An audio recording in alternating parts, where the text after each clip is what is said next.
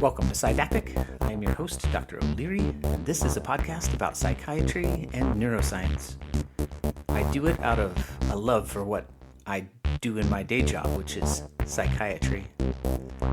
Just trying to figure out a little bit about how the brain works. For some reason, it just gets me going. So thank you for nerding out with me today. I need to warn you that this podcast is my own venture and mine alone. Although I might quote other people or make references to institutions, everything I say here should not be mistaken for what anyone else thinks. These are my opinions, and my opinions alone. Today, I'm going to discuss a word that I have been struggling to understand since medical school. The word is aphasia. Now, Google Bard, which I think they call Gemini now, or Jiminy, I'm not sure how they pronounce it, tells me that the root phasia comes from the Greek phanai, which means to speak. I didn't double check that this fact was real, but it is consistent with what I know, that when aphasia is used medically, it refers to an inability to speak, although not always. More generally, it is used to mean a failure to understand or produce language. It also sounds like another word, aphasia, which means to be unable or unwilling to swallow. Anorexia is being unable or unwilling to eat. And aphasia is being unable or unwilling to swallow, so they have some overlap. Phage is also a Greek to me term, and it refers to consuming things.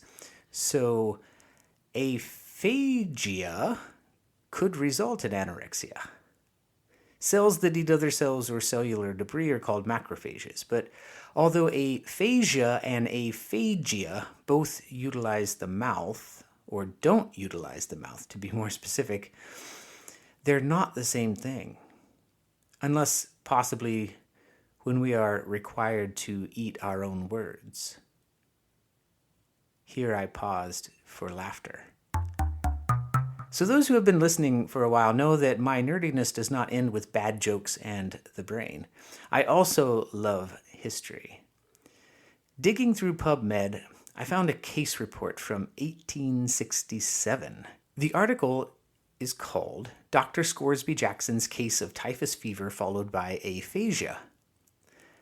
I like these old articles, especially because they're so, readable, so human, so poetic, so unlike the current scientific literature.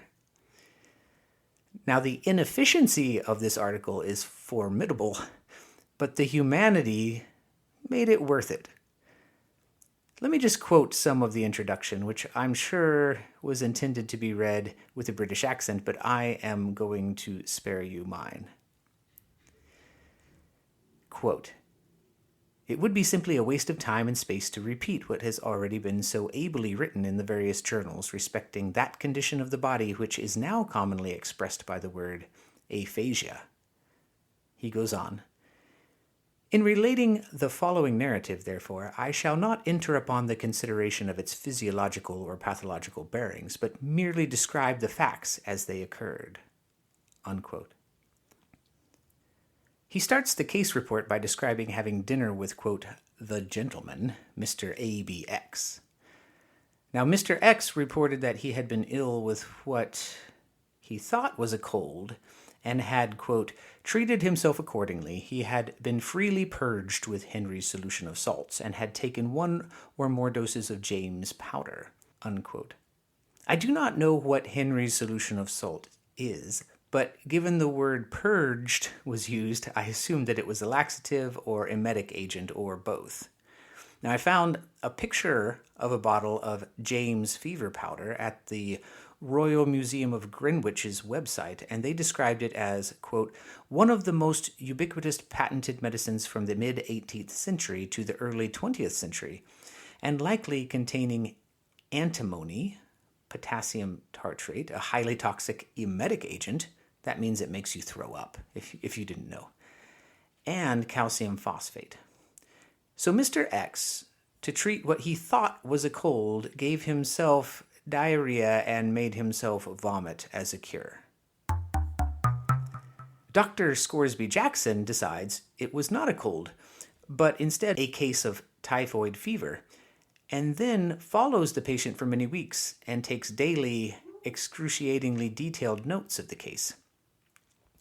He reports that after a 3-day headache terminating on the 11th day, quote, his remarks were somewhat incoherent, and although he was not deaf, he did not answer questions so promptly as he had previously done, unquote.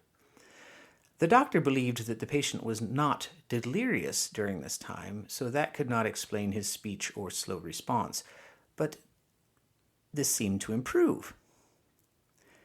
The only typhus symptom that seemed severe otherwise was something he called muscular prostration, which I think just means exhaustion or weakness. After what appeared to be the 20th day, Mr. X is responding appropriately to questions and even responds with, "Oh, I feel charming," when asked about his condition. But when Dr. Scoresby Jackson returns the next day, he notices the patient's tongue is dry and gray, and he has a right facial palsy and difficulty forming words. He describes his speech like this. His attempts to speak are like those of a man who has something important to communicate in a language in which he has command of but a few words, with perhaps this exception, that he is amused and not irritated by his inability to proceed. Unquote. Mr. X is able to eat. His facial palsy, but not speech, seemed to improve throughout the day after they gave him castor oil to make his bowels move. It seems that moving the bowels was something of a cure-all in 1867. Dr. Scoresby Jackson also ordered nurses to make, quote, 2 large mustard poultices which were wrapped around the calves of the legs, and the application of iodine liniment to the left side of the head, unquote. Despite this cutting-edge treatment, the next day, Mr. X's whole right side was paralyzed. His facial weakness was much worse, and he produced no speech whatsoever. Although Dr. Scoresby Jackson has not mentioned this yet and seems oblivious to this fact, it is obvious to me at least that Mr. X has had at least 2 strokes, most likely in the territory of his left middle cerebral artery. Now, over the next week or so, he slowly regained some control of his right arm and leg. He was able to grasp and move things, and even able to walk with some assistance. Within a couple of months, he could walk without assistance. His language skills, however, remained more impaired. He was utterly speechless and responded to questions only with a nod of the head or some other movement of his body. He often appeared confused by words and did not respond. He did not initiate communication with anyone. But over some weeks after that, Mr. X slowly gained the ability to write his name and responded to commands to move his body appropriately. He even on occasion audibly laughed, but produced no speech at all. Over time, his writing, though impaired, improved a little bit, and when prompted, he could invent and write very, very basic sentences that were tolerably legible, but with very poor spelling, and he didn't really stay within the lines. He also began to stutter some syllables, and with great difficulty could form like a single word sometimes. After a couple months, Dr. Scoresby Jackson got the idea to challenge Mr. X to a game of backgammon, which Dr. Scoresby recognized that the patient played skillfully. They found that he could, with some effort, actually write numbers and was able to do calculations with those numbers. However, he remained mostly mute except for some of those syllabic utterances. His spelling was atrocious, and he tended to mix up words while writing. For example, he would write match instead of watch, even after having successfully followed the instructions to take out his watch. He was even able to search and find references to hymns in his Bible if he was given a chapter and a verse. Another interesting part of the story is that Mr. X almost always was pleasant and appeared motivated despite his difficulty speaking. He never appeared particularly bothered by his deficits and seemed to accept them kind of as a matter of fact, almost as if he was unaware that they were deficits. Overall, Dr. Scoresby Jackson concluded that Mr. X had suffered from an unfortunate aphasia, but maintained his intellectual capacity. So what do we call it when a patient cannot speak?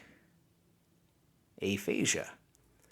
What do we call it when a patient can speak but can't form grammatically correct sentences? Aphasia. What do we call it if a patient makes frequent mistakes when speaking, like replacing the word flower with star, or cat with dog, or read with write? Aphasia. What do we call it when someone is not able to say prepositional phrases but can make simple sentences? Aphasia. What do we call it when someone cannot recognize written words as having any particular meaning? Alexia. Did I get you? Alexia is a different thing. Being able to recognize that something is a word, but not being able to understand what a sentence means, is aphasia. Not being able to recognize words as meaningful things at all is alexia, and it's far more rare than aphasia. More than a problem with speaking, neurologically, aphasia is a problem either of understanding or producing language. But that does not mean that all kinds of aphasia are created equal. Various parts of your brain may be malfunctioning to impair speech, writing, or language comprehension. And so to use the word aphasia is actually referring to like a broad category of things with different pathophysiologies and not a thing in and of itself. Knowing the characteristics of a particular aphasia can help us determine where in the brain the dysfunction likely is. Let's say you have a patient who can follow instructions, both written or verbal, can write, but lacks the ability to speak. We know they have language comprehension abilities intact, that they have receptive language abilities, but they cannot produce language. This is called a non-fluent aphasia. A clinician might be tempted to write down like global aphasia when a patient produces no recognizable words, but this would be an error. In a global aphasia, the patient cannot understand or speak language. Let me say that again because I've seen this term used wrong before. In a global aphasia, a patient cannot understand or speak language. So if you have a patient who's following instructions but can't say anything, that is not global aphasia. It's a non-fluent aphasia. Non-fluent aphasias can vary in severity from complete loss of language production and writing to minor or moderate impairments. Fluent aphasias are those in which patients appear to produce speech without difficulty, but the speech does not seem to make a lot of sense, except maybe when they repeat things back. They might be able to repeat some things back, and that makes sense, but when they try to produce something themselves, it doesn't make any sense whatsoever. A patient who does not understand may or may not be able to, say, repeat something back, and this is where a clinician needs to be very careful. Maybe a better way to talk about this is to imagine that a particular part of the brain malfunctions for some reason. I mean, it might be a stroke or focal epilepsy, traumatic brain injury, local inflammation, neuronal degeneration, compression, like when there's a mass or an abnormal tissue or a hematoma. I mean, just pick your poison. Let's think about brain anatomy for a moment. There are two classical areas that are recognized as brain centers for language comprehension and production.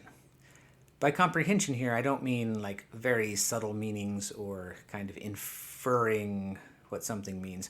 I mean like concrete meanings of words, like the identity of those words. And by production, I mean the ability to make your mouth, your glottis, your tongue, your breath, your fingers, your pencil, etc., do what it needs to do in order to form words and strings of words, like sentences or lists. I don't mean the ability to, say, write a novel or an epic poem. That's more advanced. But just the basic abilities here.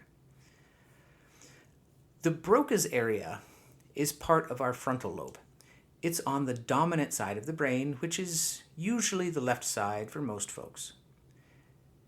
Its center is on the inferior frontal gyrus, just anterior to the motor cortex. You can think of Broca's area as our speech-making centers, how we determine how our body is going to make speech. So damage to Broca's area always results in a non-fluent aphasia. You don't produce speech or writing.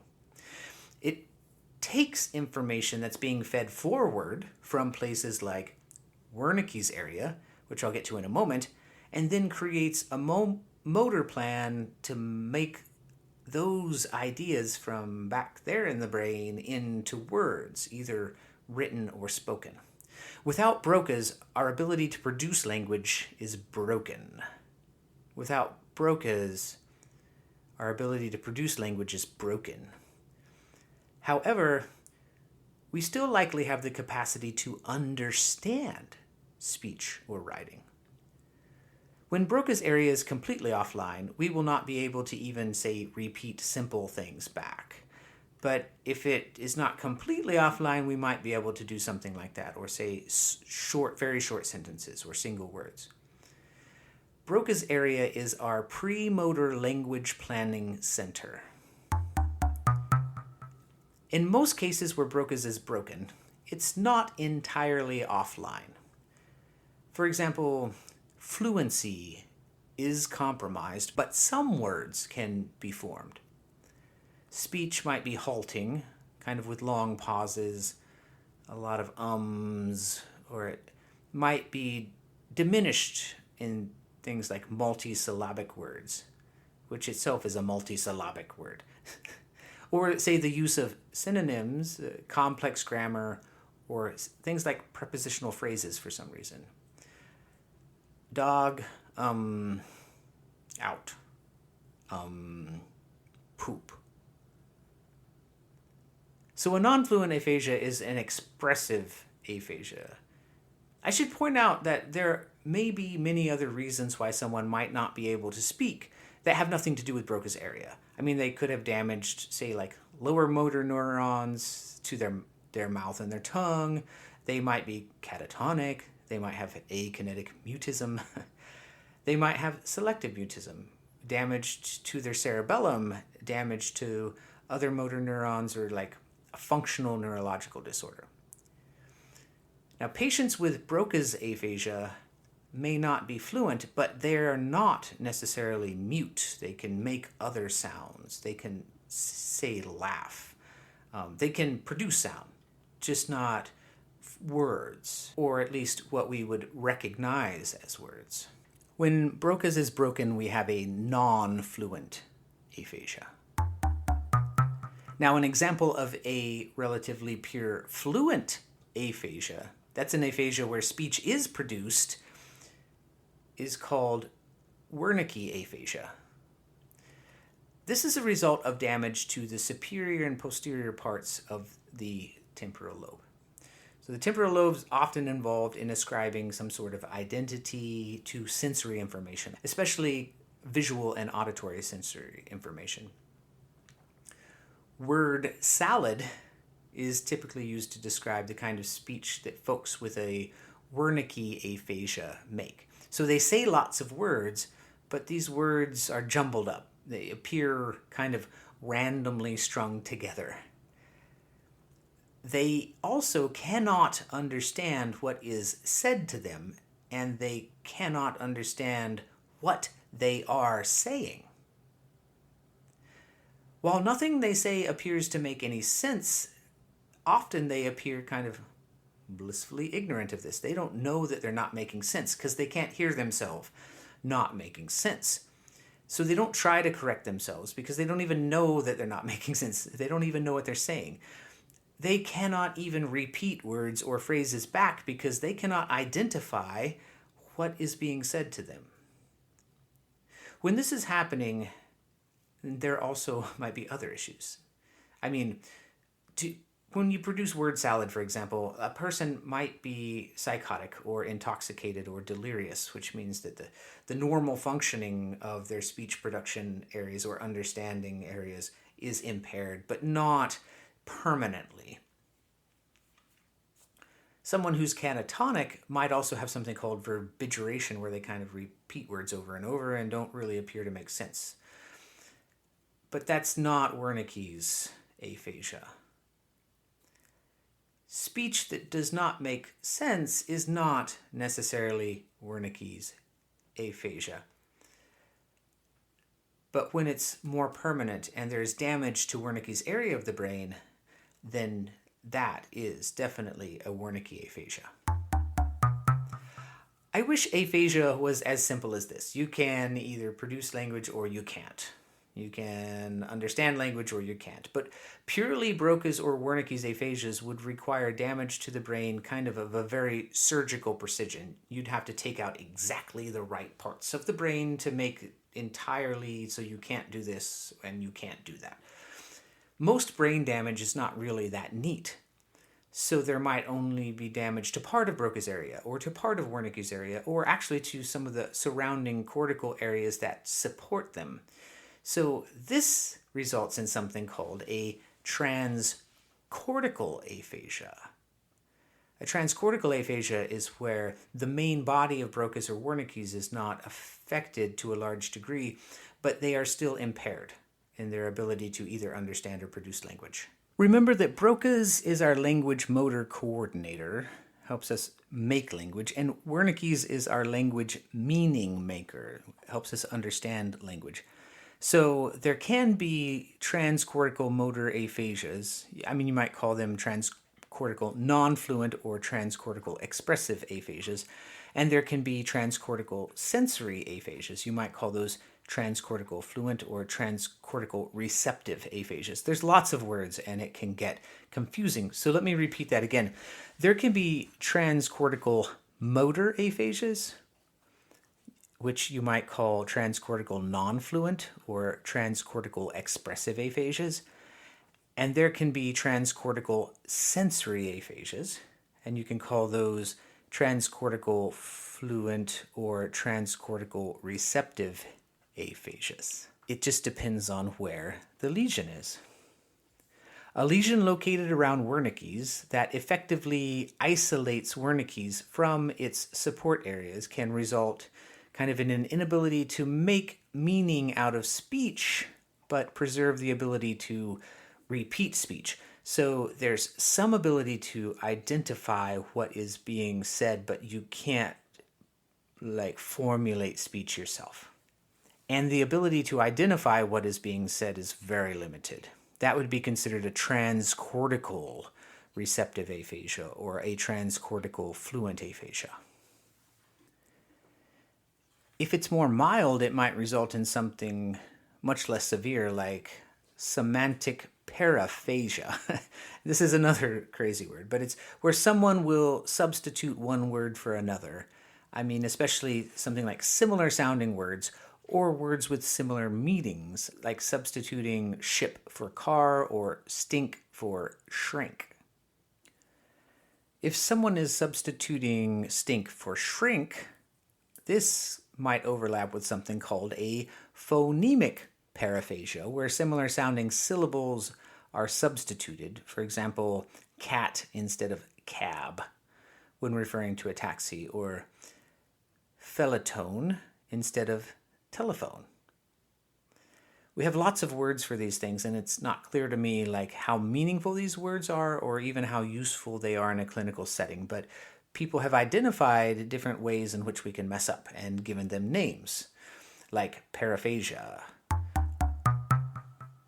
People with a Wernicke type paraphasia won't catch their own errors because it's also difficult for them to understand the speech that they're saying or the written word. A similar phenomenon, is when the angular gyrus is damaged. So the angular gyrus, it's near Wernicke's area. It's just posterior to the main part of Wernicke's area. And its damage impairs a person's ability to name something. Although they could identify it otherwise, they can't give it a name. So this is similar to one of the common deficits in Alzheimer's dementia, when someone starts to have like word finding difficulties and frequently kind of describes what they want instead of just saying it straight out. Like, I need a pencil, they might say. I need that thing, that you can write with and erase with.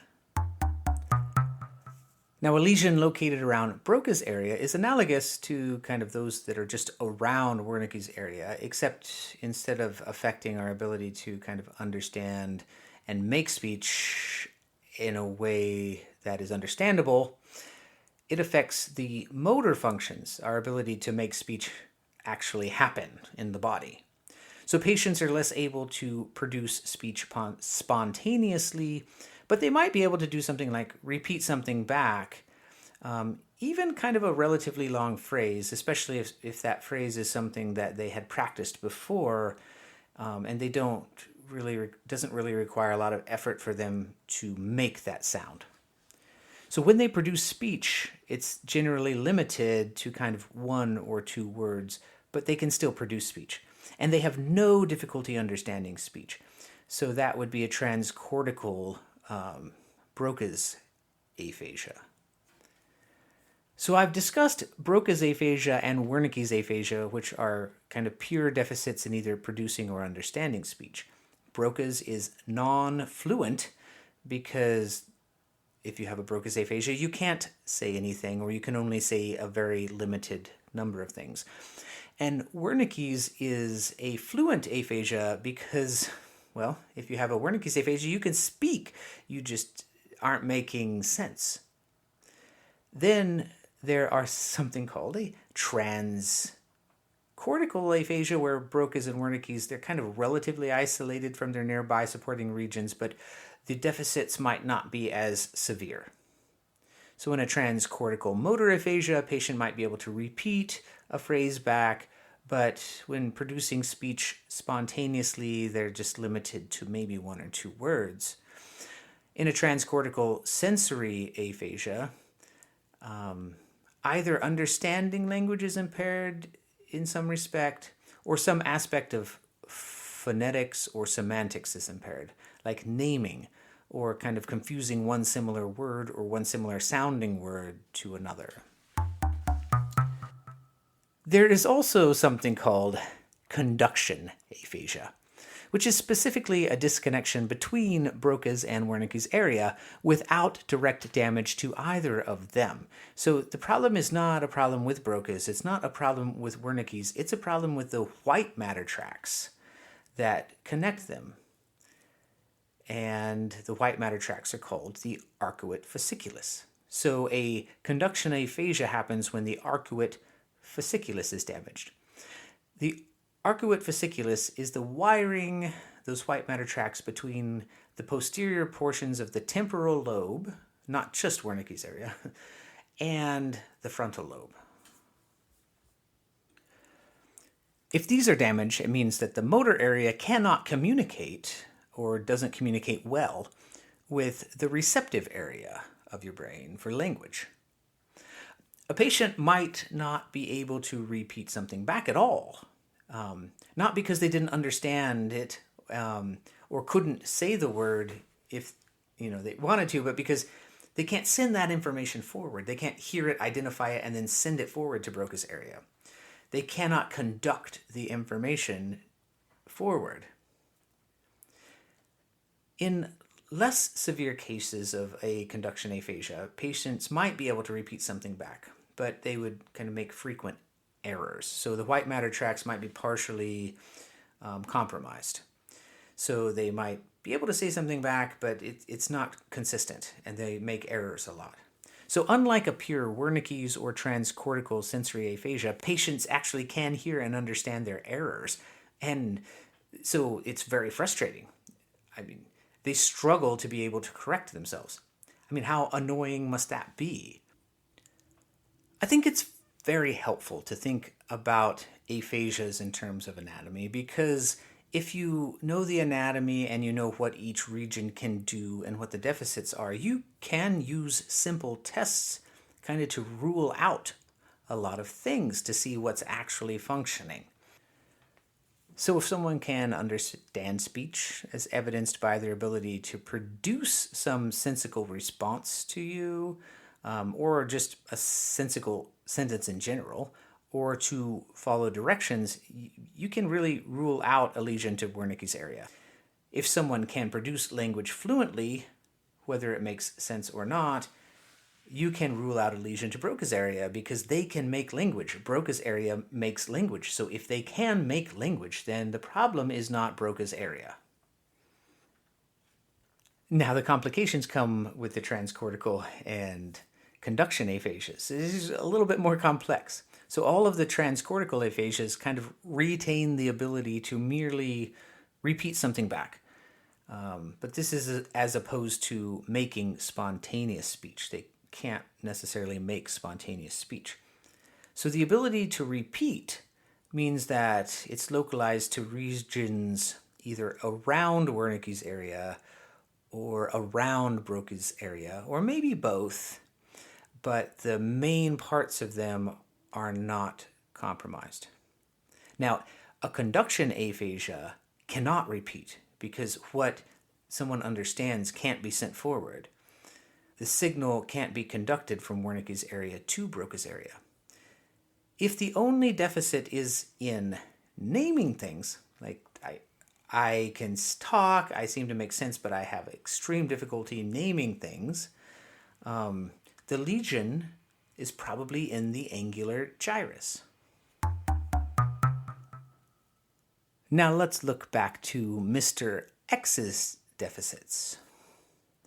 The morning after his second stroke, Dr. Scoresby Jackson describes Mr. X like this. His attempts to speak are like those of a man who has something important to communicate in a language in which he has command of but a few words. With perhaps this exception, he's amused and not irritated by his inability to proceed. Now, it's hard to parse out exactly what's going on here. It could be that the primary motor cortex is affected, which would mean that he could still attempt to form the words but not be able to initiate the motor movements. But whether Broca's area itself, the planning area, is affected or not, his motor cortex almost certainly is also affected because he is hemiplegic on his right side. So we know the motor cortex is affected. However, over time, his right side gains back a substantial amount of strength. He's even able to eat, move his mouth. So we know then that the problem is not him moving his mouth. It's not him being able to make words with his lower motor neurons and his main motor area. But he doesn't gain back the ability to make speech. It's just mostly monosyllabic utterances. And over time, he can stutter maybe a series of syllables, but he has a lot of difficulty forming words. He can understand words. It's just difficult for him to form them. Now, his writing improves a little bit, so when he's prompted, he could kind of invent and write some very, very basic sentences. But they're kind of tolerably legible and have very poor spelling. Now, what can we rule out here? So Mr. X is able to follow commands and appears to understand what's being said to him. He can even kind of learn the rules of a new game. I mean, he can do math, even. However, he can barely write or speak. So this sounds a lot like an expressive aphasia, where a substantial portion of Broca's area and maybe even areas around Broca's area have been damaged. So there might be some transcortical aspects, but when Broca's area itself is damaged, a transcortical aphasia would not be able to get through anyway. So you couldn't identify if he also had that. Verbally, I mean, like with his mouth, he cannot repeat anything back. But when he's asked to write down certain words or names, he is able to at times, even though it requires extraordinary effort. So we can rule out a conduction aphasia, which would limit his ability completely to do this.